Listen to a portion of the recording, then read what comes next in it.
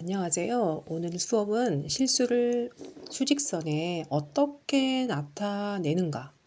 실수가 우리 유리수와 무리수가 있었죠. 유리수는 분수나 자연수나 소수 여러 가지 숫자가 있는데 이것들이 다 수직선에 나타낼 수 있다는 것을 우리가 중1 때 배웠죠. 그런데 이제 실수에는 유리수 말고도 무리수도 있었죠. 자, 무리수라고 하는 거는 실수에 있는 무리수는 유리수가 아닌 수였어요. 그러니까 루트 3, 루트 4는 아니라 루트 5 이렇게 루트 안에서 제곱수가 아니어서 루트 바깥으로 나가지 못하고 루트에 갇혀 있는 이런 숫자들을 이제 무리수라고 하자 이렇게 이름을 지었어요. 그런데 이 루트 3이나 루트 5나 뭐 또 물론 루트 2도 있겠죠. 루트 2나 이런 숫자들은 수직선에서 도대체 어디에 위치해 있는가? 그것도 이제 궁금해서 루트 2의 위치가 수직선에서 어디에 있는가를 알아보도록 이제 해보겠습니다. 일단 그걸 하기 전에는 피타고라스 정리하시죠? 직각삼각형에서 얘가 한 변의 길이가 a고 얘가 b고 얘가 c가 되었을 때 c를 구하는 공식은 루트 a제곱 플러스 b제곱으로 구한다. 이렇게 말씀드렸죠? 요걸 가지고 우리가 한번 한 칸짜리 정사각형 한 칸짜리를 만든 대각선 요걸 한번 해보도록 할게요. 얘가 1이고 얘가 1이면 여기 빗변의 길이 c라고 할게요. c는 어떻게 구해지겠어요? 네, 1제곱 더하기 1제곱 해서 c는 1 더하기 1 그러면 c는 루트 2가 되는 거예요. 이게 정사각형 한 변으로 하는 정사각형의 대각선의 길이는 루트 2가 되는 거예요. 루트의 길이는 어느 정도인지는 알지만 수직선에서 나타내기란 좀 어렵잖아요. 그래서 선생님이 수직선을 그려보았어요. 어떻게 그려보냐면 이 안에 정사각형의 한 변의 길이가 1cm인 정사각형을 그리고요. 그 대각선은 이제 루트 2라는 사실을 알았어요. 자, 그런데 여기 0이라는 기점에서 AC를 한 변으로 하는 반지름을 한 변으로 하는 원을 그린 거예요. 컴파스로 이렇게 그린 거예요. C라는 점을 중심점을 찍고 그 바늘침과 연필 사이를 쭉 똑같이 그린 거예요. 그러니까 AC라는 길이가 반지름이 되는 거죠. 원의 반지름으로서 원이 이렇게 한 바퀴 그려지는 거예요. 그래서 C라는 게 원의 중심으로 항상 원의 중심을 살펴봐야 돼요. 원의 중심은 빗변의 길이의 이 땅에 맞닿은 부분, 여기를 항상 원의 중심으로 잡고요. 이 중심은 0이 될 때도 있고요. 이렇게 원의 중심은 마이너스 1이 될 때도 있어요. 그래서 그 위치에 따라 수직선의 위치, 그 기준점인 위치에 따라서 그 루트 무리수의 위치 대응하는 수를 찾을 수가 있습니다. 그러면 예를 볼까요? 자, 이걸 시계 바늘이라고 생각해도 되고요.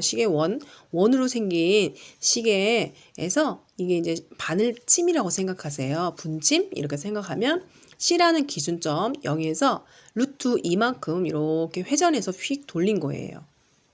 그러면 이 P라는 좌표는 이 기준점 0이라는 좌표에서 얼만큼? 루트 2만큼 오른쪽으로 이동한 거잖아요. 그렇죠? 그래서 AC라는 I는 아까 했듯이 루트 2가 되는 거고요. 그 다음에 P에 대응하는 수는요. P에 대응하는 수는 이 오른쪽에 있는 이 P에 대응하는 수는 0이라는 기점에서 루트 2만큼 오른쪽으로 지금 이동을 했어요. 오른쪽으로 갔지요? 이 반지름이라고 생각해 주세요. 그러면 0에서 루트 2만큼 이렇게 피자 한 조각으로 생각해 줘도 되고요.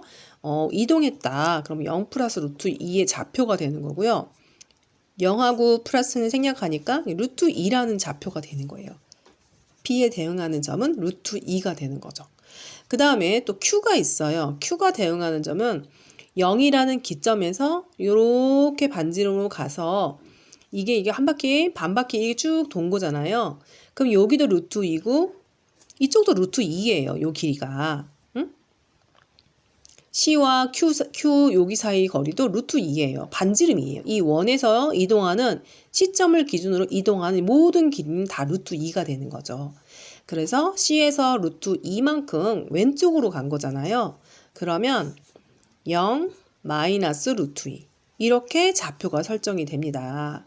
그래서 일단 아까는 P는 이렇게 됐고요. Q라는 좌표는 0에서 왼쪽으로 루트 2만큼 갔죠. 그래서 이 좌표는 마이너스 루트 2가 되는 거예요. 이렇게 해서 여러분이 할 수가 있습니다. 알겠죠? 이렇게 해서 살펴보도록 하고요.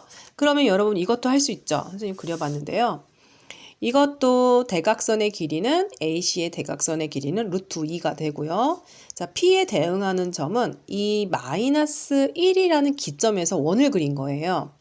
그러면 CA가 반지름으로서 원을 그렸는데 CA나 CP나 길이는 같아요. 얘도 루트 2예요. 그런데 출발점이 얼마예요?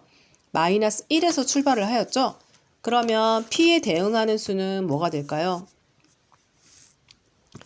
자, P에 대응하는 수는 마이너스 1, 출발점은 항상 어디에 있냐면요. 이 빗변의 길이와 이 가장 긴 대각선의 길이와 땅에 맞닿은 부분이 항상 출발점이 됩니다. 그래서 마이너스 1 플러스 루트 2가 P에 대응하는 수가 되는 거죠.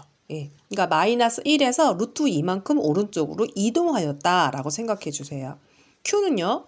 또 기준점이 마이너스 1이잖아요. 마이너스 1에서 이번에는 왼쪽으로 갔잖아요. CQ의 길이도 루트 2입니다. 길이를 물어보는 게 아니라 대응하는 수기 때문에 이동 거리 마이너스 1에서 루트 2만큼 왼쪽으로 갔다면 Q의 좌표가 얼마냐? 마이너스 1에서 마이너스 루트 2 왼쪽 방향으로 갔다는 이 방향성을 설명해 주는 거예요. 이 마이너스는 얘는 오른쪽으로 갔다는 방향성으로 플러스가 되는 거죠. 이렇게 해서 여러분이 할 수 있고요.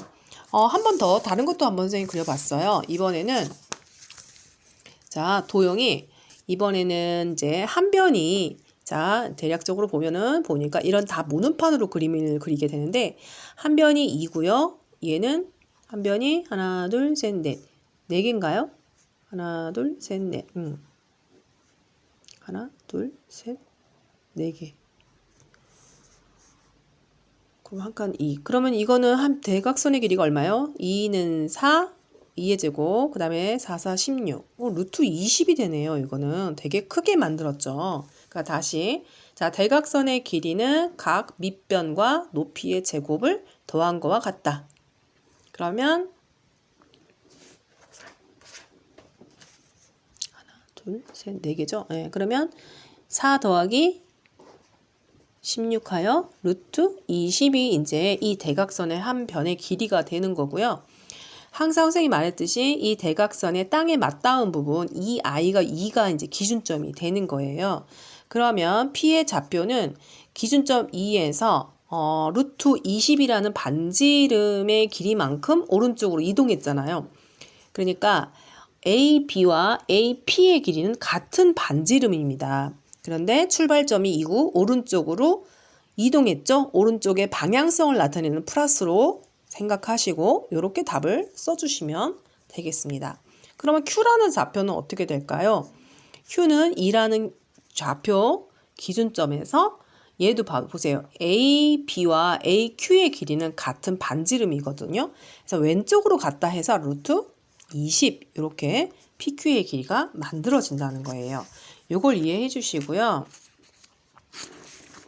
그 다음에 이제 4번도 해봤어요. 4번은요, 이제 달라져 있기 때문에 해볼게요. 4번은 얘가 2칸이고요. 얘가 3칸으로 잡혀 있어요. 그러면 여기 빗변의 길이는 2의 제곱과 3의 제곱을 더한 4 더하기 9. 그러면 이거는 루트 13이 되는 거예요. 자, 그리고요, 기준점. 이 원을 그렸을 때 침을 꽂는 순간 그게 기준점이 되거든요. 중심. 원의 중심은 지금 A로 잡혀 있는 여기예요. 그러니까 빗변에서 땅에 맞닿은 부분, 여기가 출발점이 되는 거죠. 그러면 1에서 자, 잘 보세요. AB라는 반지름과 AP라는 길이는 똑같아요. 반지름으로서. 그런데 Q가 대응하는 점 Q에 대응하는 수이기 때문에 A에서 얼만큼? 1에서 루트 13만큼 오른쪽으로 이동했잖아요. P에 대응하는 수가. 그럼 1 플러스 루트 13이 된다는 거예요. P에 대응하는 수가. 이렇게 된다는 거고요. 그럼 Q에 대응하는 수는 1이라는 기준점에서 지금 왼쪽 방향으로 이동을 하고 있잖아요. 그 왼쪽 방향의 의미는 마이너스입니다. 이렇게 해서 우리가 나타낼 수 있는 거죠. 이런 전반적인 부분을 이해를 해주시기 바랍니다.